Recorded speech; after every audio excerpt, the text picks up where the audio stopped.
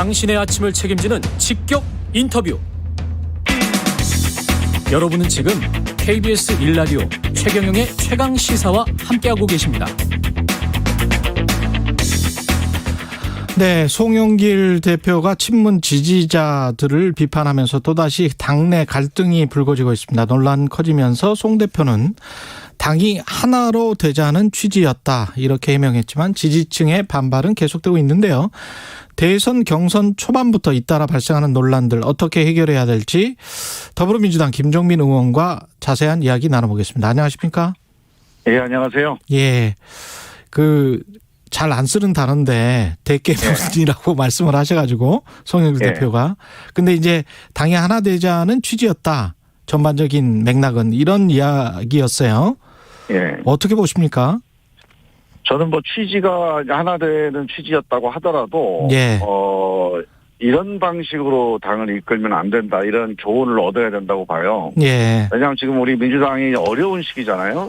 예. 이 어려운 시기를 우리가 어떻게 극복할까 하는 건데 이제 당 대표는 맨 앞장서 있는 지도자란 말이죠. 이 어려운 시기를 넘어갈 때 당 대표 리더십이 발휘가 돼야 되는데 지금 몇 건의 이제 결정들, 판단들이 그렇지 않은 것 같아서 참 걱정인데요.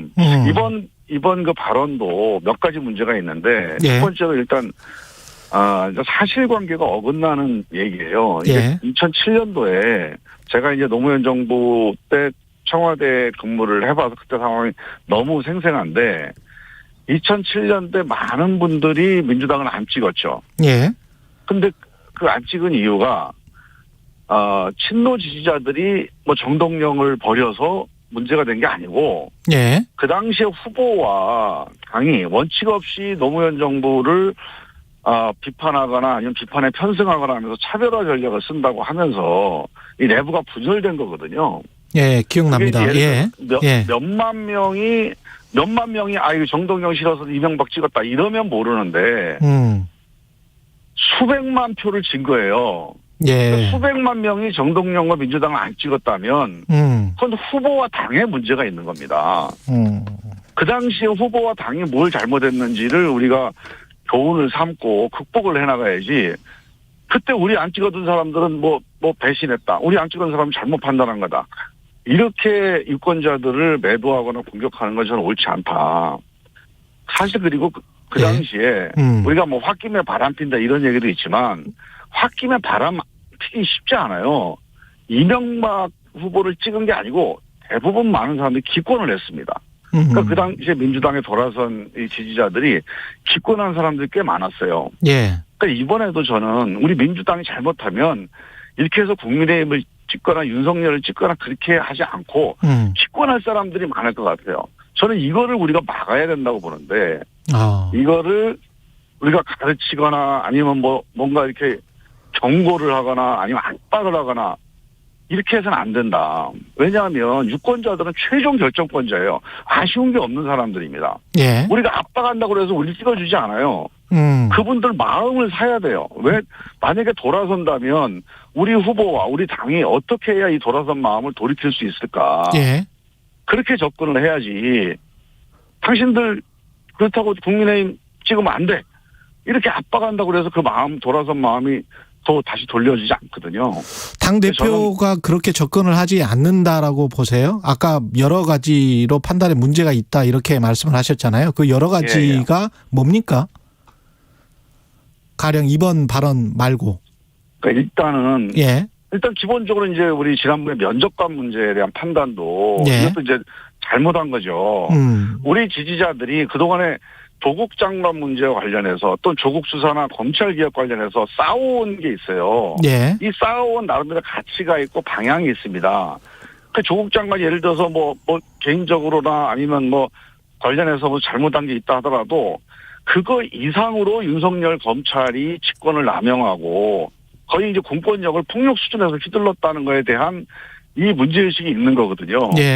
그리고 그런 과정에서 실제로 무슨 객관적으로 얘기를 한 게 아니라 그 검찰의 그런 공권력 남용을 편들고 지원했던 사람들이 있는데 그분들 얘기를 그거를 비판이라고 그래서 우리가 대선 후보를 면접하는데 그분들을 참여시킨다. 그건 난 받지 않는다고 봐요. 그러니까 이런 것들이 이제 판단이 좀 다른 건데 예. 이런 판단들이 좀 쌓이면서 전체적으로 우리 내부가 지금 계속 분열이 되고 있어요. 분열이 되고 있다고 보세요?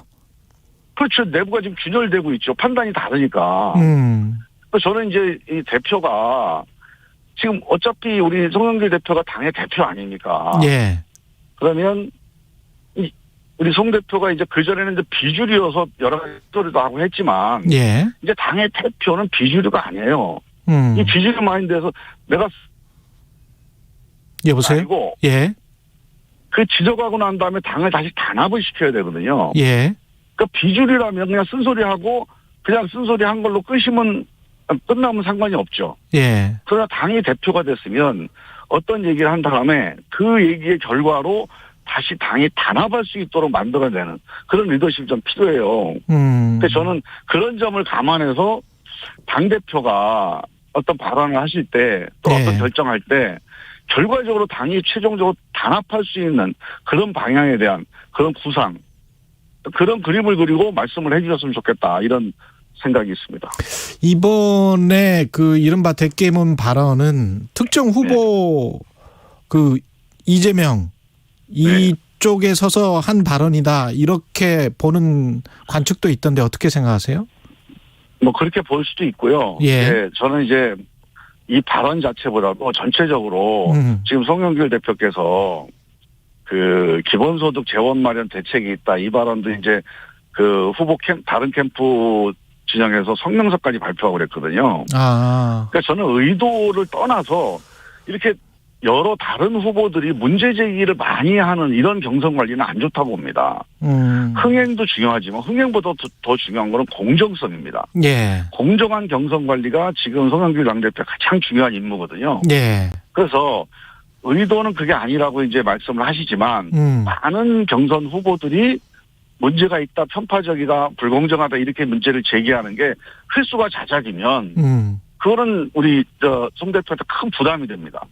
근데 이제 그 송영길 대표의 아마 의도는 이게 이른바 이제 친문 지지층으로 똘똘 뭉치는 것보다는 중도층으로 외연 확장을 해야 민주당이 살 길이 있지 않느냐 이런 의도였던 것 같은데. 근데 이제 이런 게 있어요. 예. 지지층을 내치고 외연 확장은 불가능합니다. 그러니까 지지층의 자부심, 지지층의 어떤 가치, 방향, 그 결속 위에서 외연을 그러니까 힘든 거예요, 그게. 예. 그러니까 지지층과 함께 대화하면서 가야 돼요. 그분들 당신들 고생했다. 예. 당신들 참 고맙다. 그러나 우리가 대선에서 승리하려면 저 중도층들과 대화해야 되지 않냐. 예. 그렇게 같이 가야 됩니다. 근데 저는 지지층과 또는 핵심 뭐 이른바 친문이라든가 뭐 이런 식의 이제 우리 그 지지층을 부르는 용어들이 있는데. 예. 그 대깨문이 뭡니까? 그 사람들을 대깨문이라고 이렇게 불러놓고 그 사람들하고 대화할 수 있어요? 같이 갈 수 있습니까? 그분들을 놔두고 중도층으로 가는 거는 그건 아니에요. 그거는 좋은 전략이 아니죠. 그분들과 함께 가야 돼요. 알겠습니다. 최재성 전 정무수석도 당대표가 당의 최대 리스크 요인이 됐다 이렇게 비판을 했던데요. 네. 이게 지금 당 내에 이런 생각을 가지신 분들이 많나요? 걱정들을 많이 해요. 지금 이제 송영길 대표 취임 이후에 예. 뭐 기대도 있고 또 이제 뭐 개인적으로 송영길 대표의 그 어떤 성격이라든가 아니면 뭐 어떤 노선이라든가 이런 거 관계없이 누구나 당대표가 되면 당의 구심이 되고 중심을 잡고 하는 역할들을 하거든요. 예. 그래서 이제 많은 분들이 걱정을 했지만 그래도 기대를 많이 했었어요. 근데 거기에 비해서는 여러 가지 지금 이제 뭔가 잡음이라든가 갈등 이런 소지들이 많이 불거지고 있는데 예. 저는 이제 민주당이 지금 어려운 시기고 어려움을 함께 넘어가야 되는 시기니까 당대표께서 좀 본인의 개인적인 판단이라든가 주장 같은 걸 좀 줄이고 예. 전체 당을 좀 아우르거나 통합할 수 있는 그런 메시지 또는 그런 방향으로 어떤 역할이나 그 판단들을 해주셨으면 좋겠다는 좀 부탁을 드려요. 예. 그래서 지금 예를 들어서 지금 이것도 뭐 이렇게 만약에 비주류였다면 당의 쓴소리 하듯이 시원하게 해줄 수 있는 말이긴 하죠. 그러나 당 대표가 한 거는 그냥 일반 의원들이나 비주류 의원들이 얘기한 거랑 완전히 달라요. 예. 당이 이쪽으로 가는구나. 사람들이 걱정을 하게 되면 거기에 불안해하는 사람들이 또 뭔가 문제 제기를 하게 되고 이러면서 당이 이제 분란에 휩싸이게 되는 건데. 예. 저는 그래서 일단 당대표 개인의 어떤 주장이라든가 어떤 소신이라든가 이런 게 있겠으나 예. 그런 건 좀 가능한 한 줄이고 그리고 당 전체를 하나로 아우르거나 묶어낼 수 있는 그런 메시지, 그런 판단들을 중심으로 해서 당을 좀 끌고 갔으면 좋겠다. 이런 생각이 듭니다. 의원님 지금 말씀하시는 게 이제 주류와 비주류가 당내에 분명히 있는 것처럼 말씀을 하시잖아요. 지금 계속 그 단어를 사용하셔서. 그러면 지금 거의 1대8 또는 뭐 2대7의 구도가 돼 있는 경선 과정에서 이게 주류와 비주류 사이의 어떤 갈등입니까? 그건 아니고요. 예. 제가 이제 비주류 마인드라고 그랬지 주류 비주류가 있다고 얘기는 드리진 않았고. 예. 보통 이제 비주류 마인드라는 게 있습니다. 예. 그러니까 이제 당직이라든가 아니면 당 대표 지도부에 참여하지 않은 사람들 입장에서 보면은. 예. 내가 이제 의사결정이라든가 당을 이끌어가는 입장에 있지 않으면. 좀 편하게 문제 제기할 수 있잖아요. 예. 그러니까 그런 게 이제 일종의 이제 좀 이렇게 최종적인 책임을 떠나서 편하게 문제 제기하고 하는 게 저는 있을 수 있다고 봐요. 근데 그거는 이제 비주류 마인드라고 하는 거는 저는 나쁜 건 아니에요. 근데 당의 지도부가 그런 마인드를 갖고 있으면 안 된다는 거죠. 지도부는 어떤 얘기를 쓴소리를 하고 끝나는 게 아닙니다. 쓴소리를 했으면 예. 그 이후에 그 결과 당이 하나로 다시 결속되는 책임까지도 생각을 해야 된다는 거예요. 그래서 저는 이게 예. 우리 당이 주류 비주류가 없어진 지 오래됐어요. 예. 그 저는 뭐 친문이 주류고 비문이 비주류다 이것도 완전히 잘못된 그런 프레임이고 지금 우리 민주당이 의원들 전체로 보면 친문 아닌 의원들이 없습니다. 옛날하고 많이 달라요. 그거는 이재명 지사까지 포함되나요? 친문에는? 다 친문이죠, 다. 예. 다 문재인 대통령 개인을 지지하고 안 지지하고를 떠나서 예. 우리가 기본적으로 세력으로 누구를 비판하고 세력으로 가려고 하는 것들을 안 한 지가 꽤 오래됐어요. 그래서 저는 그 점에 대해서는 주류 비주류로 우리 내부를 가려고 하는 건 사실에 맞지 않다고 보는데 마인드 자체가 그런 이제 변방에서 쓴소리 한번 하고 많은 그런 마인드 에도 벗어나야 된다. 대표가 벗어나야 된다. 예. 네. 이 바지 논란 관련해서 있지 않습니까? 바지를 내려야 할까요? 여배우 스캔들 의혹과 관련해서 그런 발언을 했잖아요.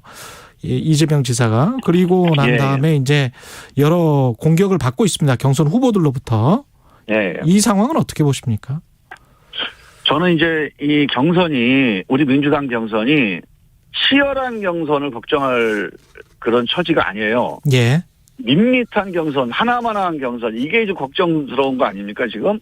그래서 저는 뭐 치열하다, 이거는 문제가 안 된다고 봐요. 그래서 뭐 이제 후보들 간에 서로 간에 공격을 하거나 뭐 서로 간에 공방이 있거나 이건 큰 문제는 아니라고 보고, 예전에 보면 그 이명박 박근혜 경선이나 옛날 문재인 이재명 경선도 훨씬 더 이거보다 치열했거든요. 예. 그래서 저는 이거 자체는 문제가 안 되고 오히려 더 이제 그 조금 더 치열하게 좀 그 보는 사람들이 좀 뭔가 이게 긴장되게 하는 거는 의미가 있다고 보는데 어떤 내용으로 하느냐가 중요하죠. 그렇죠. 예. 그래서 저는 이제 내용이 예를 들면 이재명 지사의 기본소득을 가지고 우리가 뭐 밤새도록 토론하는 분위기로 간다. 난 이런 건 바람직하다가 봐요. 당연합니다. 그게 이제 찬반을 떠나서 이게 되게 중요한 문제고 이재명 지사도 이걸 피해갈 수는 없습니다. 그냥 넘어갔다가 만약에 이재명 지사가 후보가 돼서 본선에서 공격받을 땐 낭패거든요. 그래서 전 충분히 이제 백신 효과라는 측면에서도 의미가 있다고 보고. 그런데 예를 들면 이제 그게 뭐 사생활이나 개인적인 비리 관련된 의혹도 좀 마찬가지입니다. 이게 본선에서 문제가 될 거는 다 경선에서 걸러져야 돼요. 근데 문제는 근거가 없는 상태에서 상처 내기로 문제 제기를 하는 거는 그건 바람직하지 않죠. 저는 그런 점에서 예를 들면 이제 이 스캔들 문제도 무슨 새로운 근거 또는 문제가 될 만한 근거가 있는 상태면 한번 따져볼 만한데 그게 아닌데 그냥 이런 얘기가 떠도는데라고 하면서 뭔가 상처를 내는 수준으로 해서 문제가 제기되면 이런 건 바람직하지 않죠. 그러면 정세균 전 총리의 발언은 근거가 있었던 겁니까? 없었던 겁니까? 그거는 이제 뭐 제가 또 이제 후보들이 이렇게 여러분들이 얘기하고 있는 거니까 예. 그거는 이제 보는 사람들이 판단할 문제라고 봐요. 예. 제가 보기에는 지금 이 여러 가지 개인 비리 문제가 딱 새로운 이제 뭐 사실관계라든가 아니면 뭐 논리적인 어떤 정합성이라든가 이런 것들이 갖춰지지 않고 문제 제기하면요, 문제 제기한 사람이 오히려 부담이 돼요. 네. 저는 그런 점들을 후보들이 잘 판단을 해야 된다고 보고요. 예, 여기까지 그다음에 해야 이제 되겠습니다. 그런 점이 좀 이제 저는 아쉬웠다고 보고. 예. 뭐 제가 보기에는 뭐 특별한 근거는 없었어요. 새롭게 뭐 제가 특별한 근거는 없었다. 예. 있었던 건 아니고. 오늘 말씀 감사하고요. 예. 내릴까요라고 시간이 다 됐습니다. 안녕하세요. 배우 성동일입니다. 요즘 청년들이 사는 법